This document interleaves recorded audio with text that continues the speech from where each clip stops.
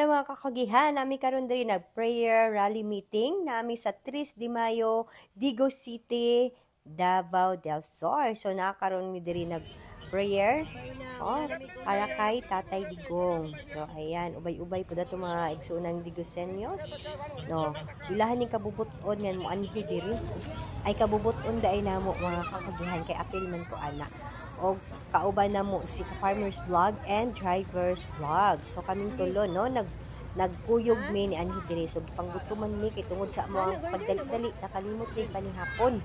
So unsay available nga naa diri, mo na lang pud na among gikaon no, nangaon mi diri bahalag kuan lang sa ni pagpasugnod lang sa tamong tiyan no.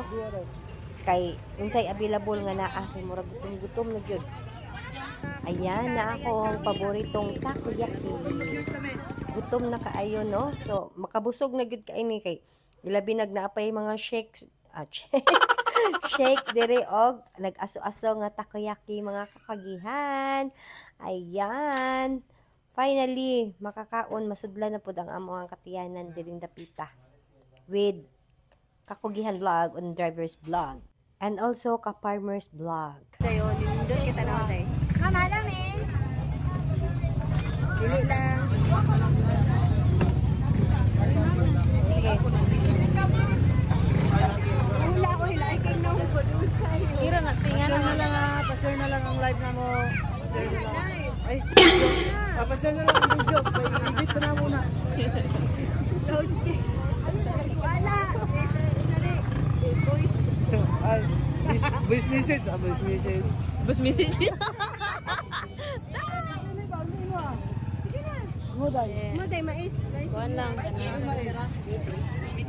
Ayan mga kakagihan sa kadaghag tao abi nimog pesta ang naitabo karong gabi una. So alas 9 na gyud siya na human. So kani mao ni siya ang prayer rally meeting para sa atong Tatay Digong og unta Diyos amahan nga among nag-create sa among tanan nga tagaan pa nimog may paglawas ang among Tatay Digong og kami tanan nga naa diri.